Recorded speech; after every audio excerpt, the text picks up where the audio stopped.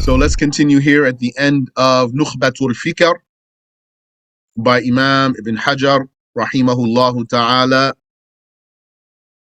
He says, وَمِنَ الْمُهِمِّ مَعْرِفَةُ سِنِّ التَّحَمُّلِ وَالْأَدَاءِ. Amongst what is important is knowing the age of tahammul, that's taking, and ada, which is giving. Amongst what is important in this field of hadith science is knowing the age of taking and giving. وَالْأَصَحُّ اعْتِبَارُ سِنِّ التَّحَمُّلِ بِالتَّمْيِيزِ. And what's most accurate is giving the regard of the age of taking to mental discerning, being mumayyiz, child. هذا في السماع. This is concerning hearing. وقد جرت عادة المحدثين بإحضارهم الأطفال مجالس الحديث. It was the habit of the hadith scholars to make the children attend the hadith sessions. وَيَكْتُبُونَ لَهُمْ أَنَّهُمْ حَضَرُوا. And they include them in the attendance. They would take attendance and include the children as attendees. وَلَا بُدَّ فِي مِثْلِ ذَلِكَ مِنْ إِجَازَةِ الْمُسْمِعِ.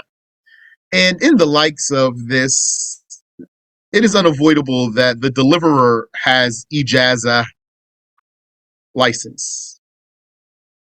وَالْأَصَحُّ فِي سِنِّ الطَّلَبِ بِنَفْسِهِ أَنْ يَتَأَهَّلَ لِذَلِكَ. And what's most accurate concerning the age at which one would seek the knowledge for himself is becoming capable of doing so. وَيَصِحُّ تَحَمُّلُ الْكَافِرِ أَيْضًا. And valid is for a kafir to take إِذَا أَدَّاهُ بَعْدَ إِسْلَامِهِ, if he conveys what he took after embracing Islam. The fact that he was a kafir doesn't make what he received at that time invalid when he conveys after embracing Islam. وَكَذَا الْفَاسِقُ مِنْ بَابِ الْأَوْلَى. And likewise, the major sinner, more so. إِذَا أَدَّاهُ بَعْدَ تَوْبَتِهِ وَثُبُوتِ عَدَالَتِهِ. If the major sinner conveyed what he took after repentance and after the confirmation of his reliability or his trustworthiness. Yani, the major sinner more so because he's a Muslim presently. If the kafir could take something and then convey it after becoming a Muslim, then the one who's a Muslim already more so could be taken from after he repents and he's reliable and he transmits what he took. وَأَمَّا الْأَدَاء. Now concerning giving, فَقَدْ تَقَدَّمَ أَنَّهُ لَا اخْتِصَاصَ لَهُ بِزَمَنٍ مُعَيَّنٍ. It has already been presented that there's no particular time special for that. بَلْ يُقَيَّدُ بِالِاحْتِجَاجِ وَالتَّأَهُّلِ لِذَلِكَ. Rather, it would be restricted to or tied to the need and the qualification. وَهُوَ مُخْتَلَفٌ بِاخْتِلَافِ الْأَشْخَاصِ. And this qualification and need it differs with the different people. وَقَالَ ابْنُ خُلَّادٍ. But I have Khallad. It's not my copy. So I read what's not my copy before I read what's in my copy. Syndication for you. I didn't memorize that. But it was funny to me. That's what made me look again. وَقَالَ ابْنُ خَلَّادٍ. And Ibn Khallad said, إِذَا بَلَغَ الْخَمْسِينَ. If he reached 50, then he can give. وَلَا يُنْكَرُ عِنْدَ الْأَرْبَعِينَ. And there's no objection if he were to give when he's 40. وَتُعُقِّبْ. But he was criticized for this opinion. بمن حدث قبلها كمالك. He was criticized by, it was used against him in argument that there were those who gave even before that age, like Malik. أهلا وسهلا. ومن المهم معرفة صفة كتابة الحديث. And amongst what is important is knowing the description of, knowing how to write the hadith. If you are a student of hadith and you're taking that, in those old days in particular, if one didn't have a copy already, which is likely, so how's he going to get a copy? By copying with his own hand. Or maybe there's a scribe who makes copies. Could be even the sheikh has copies of his own book. And if he gets a student, he would give him a copy. That's in old days. وهو أن يكتبه مبينا مفسرا. This is for one to write the hadith clearly. To write legibly. To write it legibly. Mufassara, explain. But I don't know what he might mean here by mufassara concerning writing. So we can ask about that, inshallah. It says here, وَيَشْكُلْ, but I have with kasra. وَيَشْكِلْ al-mushkila minhu. Now we could stop and look in dictionaries and see what's in there, but I don't want to stop now to see. And one puts the haraka on any potentially problematic letter. So if you know yourself, then you can develop a system for yourself when it comes to putting the harakat. My system was to not put a fatha. So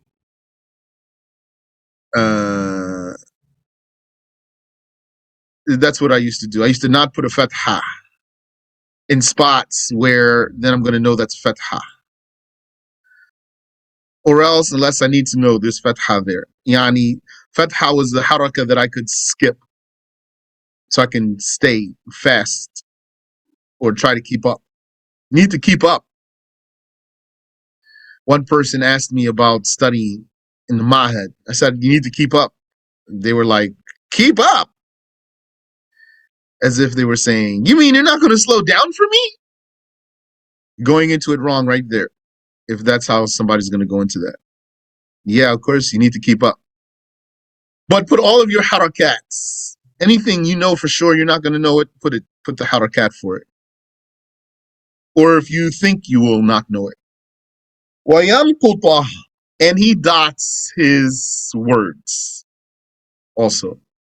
وَيَكْتُبَ السَّاقِطَ فِي الْحَاشِيَةِ الْيُمْنَى, and he writes what? Anything missing. He writes anything missing in the right margin. مَا دَامَ فِي السَّطْرِ بَقِيَّةٌ, as long as there's space there. وَإِلَّا فَفِي الْيُسْرَى, if there's no space there, then in the left margin. When you take notes, though, you should keep margins, very important. Our teachers disapproved of not having sufficient margin. Margin is important. But also, I find that a lot of people don't like to write in their books.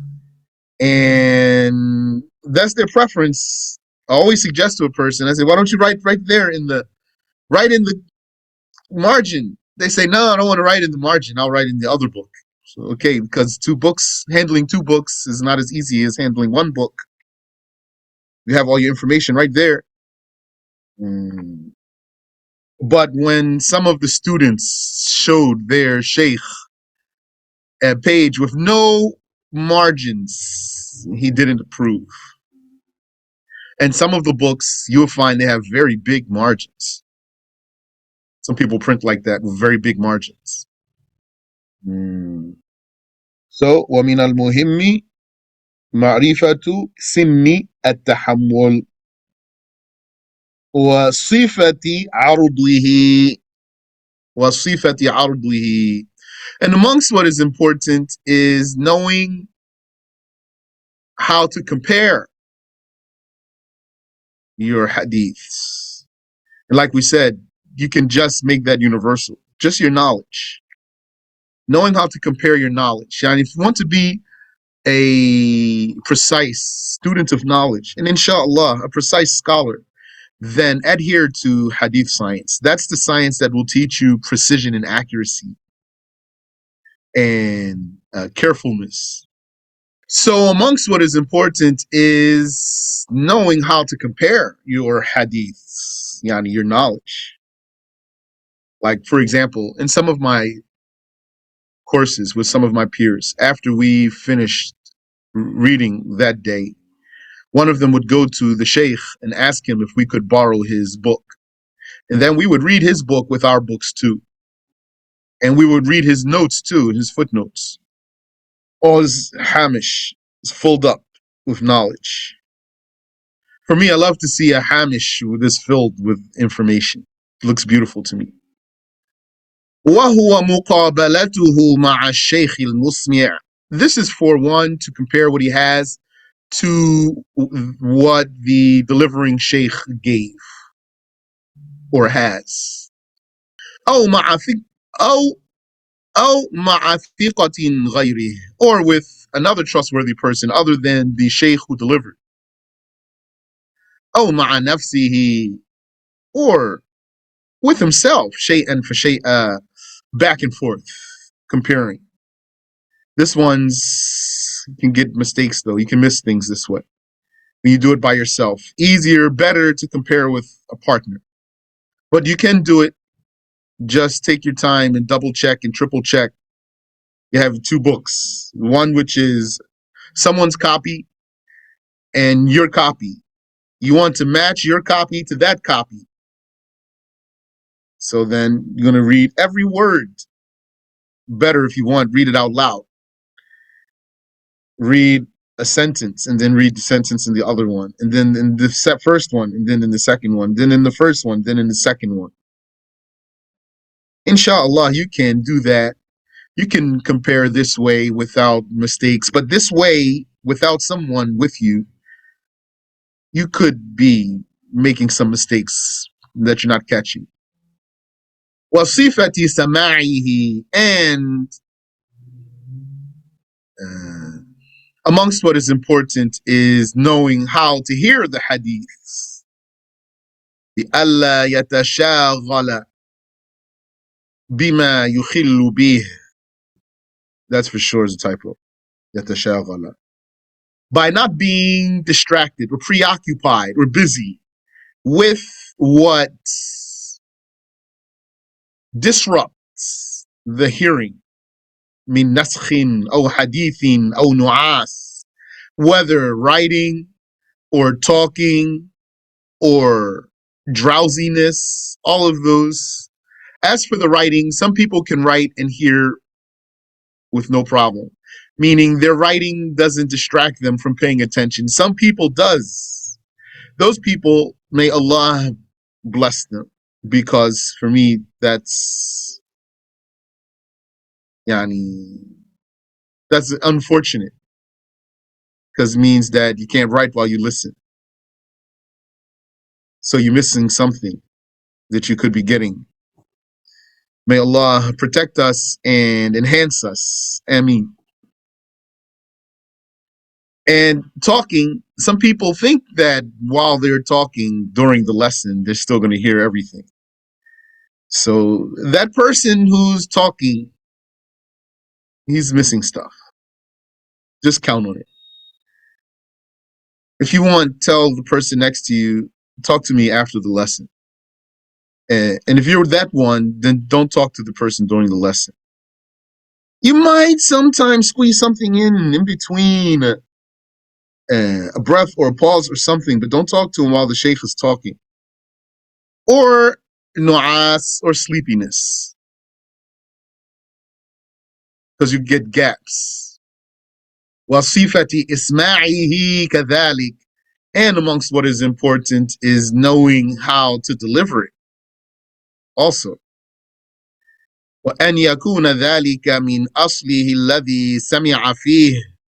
And that delivery should be from one's original copy, one's personal source copy that he heard in. So what does that mean? It means if you're a student of knowledge, you're a real Sunni student of knowledge, learning in traditional fashion, that means you're going to be learning the books of the ulama. You should be taking the mutun and memorizing them in each subject, beginner's methods for each subject. So you're going to get your own copy. How are you going to get it? So you're going to go to a bookstore, or you're going to write one out with your own hand. That's fine, or whatever. So that's your copy now. Then you go to class, you hear the lesson, you take the harakat, you listen, you write the information. Probably you're just going to write your information right there in the book, right between the words, in all that open space. I used to do that with a pencil, though. And then I would go back over the pencil with ink. So my first notes in the hamisha would be by pencil. That's what I'm taking in the class. Very fine point so that I can write fast. And you need to get used to writing fast, too. So if you're learning how to write Arabic letters, keep doing that always. Spell things in Arabic that you hear. Write what you hear. That's what's going to help you write fast. Because that's what you're going to be doing anyway. You'll be in the lesson, you hear the sheikh say something, you're going to write it down. It's going to be slow at first. Maybe you don't even know how to connect the letters that well. You just need to keep doing it until finally it'll click for you. And you keep doing it. Like anything else, it'll get better and better. If you just give up, then it's not going to happen for you. If you want anything, then be consistent in it. That's most likely way you're going to get something you want, by consistency. And I remind myself. أو من فرع قُوبِلَ على أصله, or he could deliver from another book, another copy that was compared to his own source manual, his own source that he took, his asl. فإن تعذر فليجبره بالإجازة لما خالف إن خالف. And if he lacks even that, so he's giving from a book that he took, but not from his own copy. And he didn't even compare this copy. Right now I'm sharing with you a copy that's not my copy, but I have my copy right next to me with my little notes in the hamish, in the hawamish, hawashi, in the margins. Then if he does that, فَلْيَجْبُرْهُ بِالْإِجَازَةِ لِمَا خَالَفَ إِنْ خَالَفَ. Then at least let him patch what he got wrong with an ijazah, if he got anything wrong. وَصِفَةِ الرِّحْلَةِ فِيهِ. And amongst what is important is knowing how to travel for the hadith. Same for the knowledge. حيث يبتدئ بحديث أهل بلده. By starting with the hadiths of the people of his town. فيستوعبه. Then he would collect all of them. He would collect all of the hadiths of his town. ثم يرحل. Then he would travel. How would he collect all the hadiths of his town? So, if that's your question, then you might not understand well what we're saying in general. But otherwise, you understand what we're saying here, which is what? How's he going to get all the hadiths of his town? And when I say that, why? Because if you don't understand what we're saying here, someone could say, how am I going to get all the hadiths in your town? I have all the hadiths. I have internet. Yani, which hadiths of your town do you want to give me? I have the internet. I have bookstore. I can get all the hadith books. I'm going to get all the hadiths in my town. What are you talking about? So what that means, though, is to go to the hadith sheikhs. The sheikhs who narrate the hadiths, the books of hadiths with chain of narration. They took Bukhari and Muslim and all those hadith books by talaqqi, actually. So all of the people in your town who can do that, not just he has a bookstore, all of the people in your town who can do that, you go to them and get all of their hadiths. That's how you start. Collect all the hadiths of your town until you get all of them. Now you're done in your own town. ثم يرحل. Then one travels. فيحصل في الرحلة ما ليس عنده. And during his trip, he gets what he doesn't have. Now, that's interesting.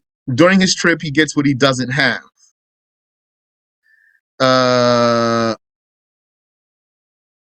So you might say, sure, okay, what else would he get?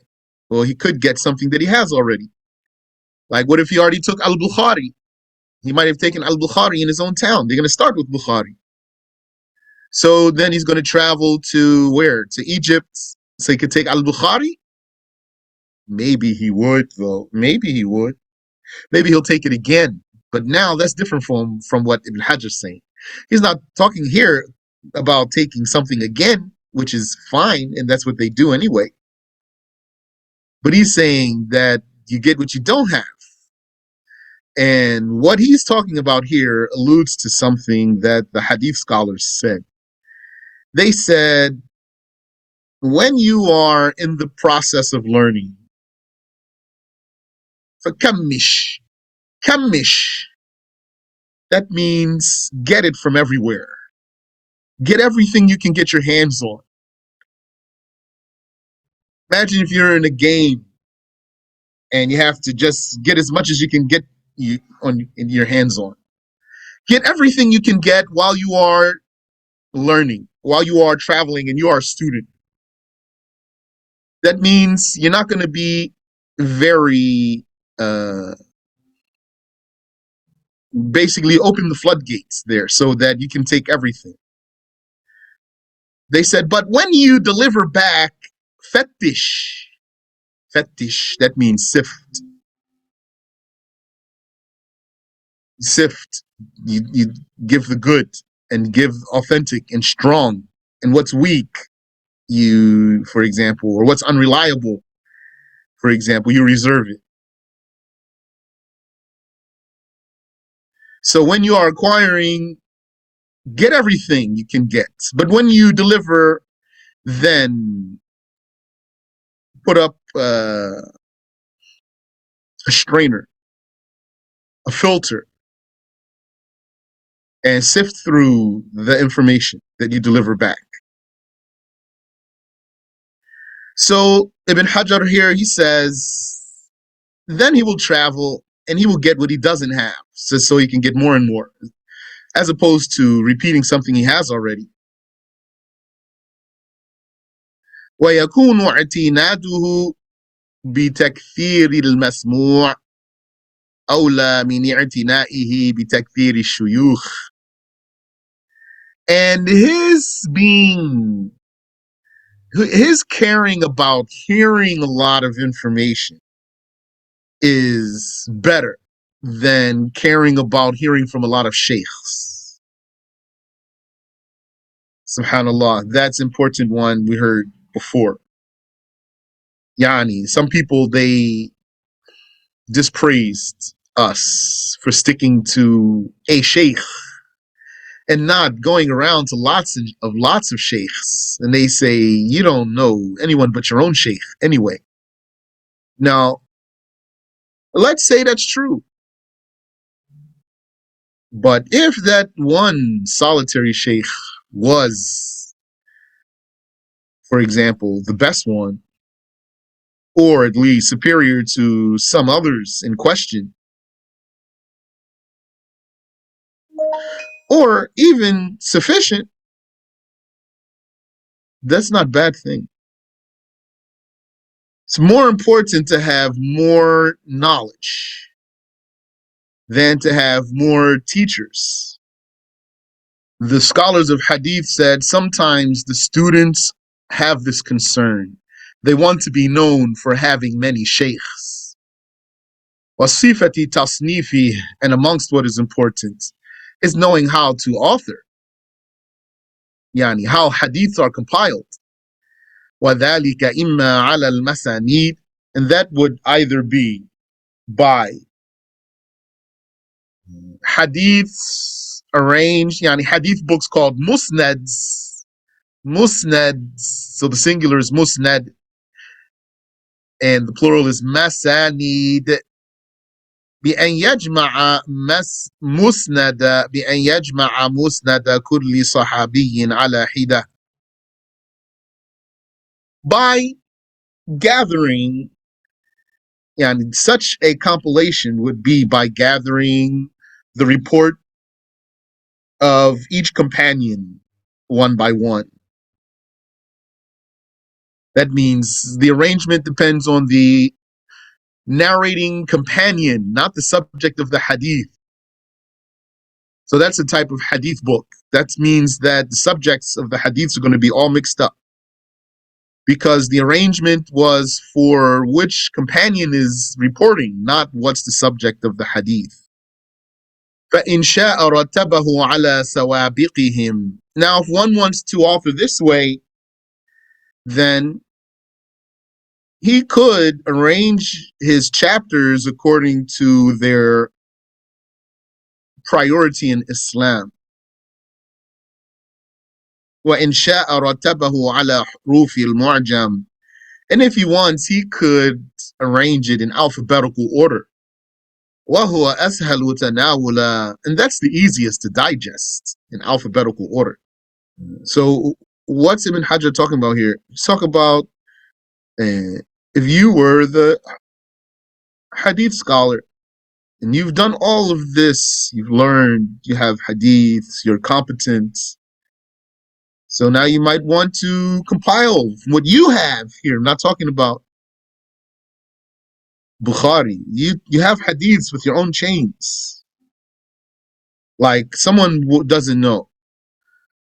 Ibn Hajar al-Asqalaniyy, for example, he came centuries after Bukhari, centuries after the Salaf. Still, he could have hadiths that's reached him by chain of narrations. His hadith, it's not in Bukhari, for example, or Muslim or another one. Someone doesn't know, Sheikh Abdullah could have something that he received all the way until now. Someone might think that all those hadiths, they've all been in those books, and that's it. There's no hadith left that's not recorded in one of the famous books. Someone might think that. Or could be that, yes, you have the hadith that's in Bukhari, you have the hadith in Muslim, but you have through your own chain, though. Al-Bukhari is in your chain. It's your hadith that you acquired. You might want to put in your book. So this is what he's talking about here. Getting to know the science, what you're going to do. He says, oh, تصنيفه على الأبواب الفقهية أو غيرها, or it could be compiled according to the fiqh chapters or some other way. Fiqh chapters means hadiths on wudu, hadiths on ghusl, hadiths on istinja, hadiths on tayammum, etc., etc. Hadiths on daily prayers, hadiths on funeral prayers, etc., etc. Hadiths on zakah, on gold, hadiths on zakat and animals, hadiths on etc., etc., etc. Don't forget too, this hadith scholar who's compiling these hadith books doesn't mean he's a mujtahid. This is something Wahhabis are missing. Just because these hadith scholars are compiling these hadiths, that doesn't mean they're mujtahids and they can just deduce from these hadiths. It's not the case. They are the preservers and carriers of those documents, not necessarily mujtahids though. بأن يجمع في كل باب ما ورد فيه مما يدل على حكمه. This means to compile in such a book, in every chapter, what was narrated about the judgment of this chapter, this heading. إثباتا أو نفيا, whether confirming or negating. Confirming something about wudu or negating something about wudu. وَالْأَوْلَى أَنْ يَقُصُّرَ عَلَى مَا صَحَّ أَوْ حَسُنَ. And what's best is to limit his book to what's authentic or fair. So what did Bukhari and Muslim do? they limited their books to what's authentic, their famous ones, I mean, not all of their books. They limited their books to what's authentic only, and some scholars didn't. Ibn Hajar Al-Asqalaniyy, he limited Fath al-Bari to what's authentic or Hasan, either of those. He said, if I narrate a hadith in this book, it's authentic or Hasan, it's Sahih or Hasan. If it's not, then I'm going to comment. He's saying, if I don't comment, it's Sahih or Hasan. If it's not Sahih or Hasan, then I'll comment. That's why the Shaykh says sometimes. And this hadith is authentic or Hasan according to Ibn Hajar al-Asqalani because of its existence in Fath al-Bari. He says, فَإِنْ جَمَعَ الْجَمِيعَ فَلْيُبَيِّنْ عِلَّةَ الضَّعِيفِ. And if he gathers all types of hadiths, Sahih, Hasan, and Da'if, authentic, fair, and weak, then let him clarify the reason for the weak one being weak. So that's interesting there. He didn't say, فَلْيُبَيِّنِ الضَّعِيفِ. Let him clarify the weak one, which would be by saying, for example, this is weak. He didn't say that. He said, let him clarify the reason for the weakness. So there's something extra that he's suggesting be clarified. أو تصنيفه على العلل, or one might even compile hadiths by defects, by imperfections, because that's all systematized. What are the defects? What are the flaws that exist in the hadiths? One might author a hadith book with these topics, and then he shows the hadiths that go in those different categories. Where's their defects? فَيَذْكُرُ الْمَتْنَ وَطُرُقَهُ.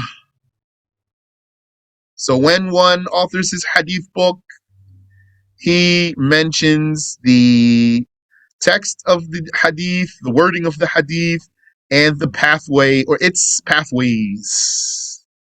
That's its chains of narration. وَبَيَانَ اخْتِلَافِ نَقَلَتِهِ وَبَيَانَ اخْتِلَافِ نَقَلَتِهِ. And he mentions any differences between the transmitters, its transmitters.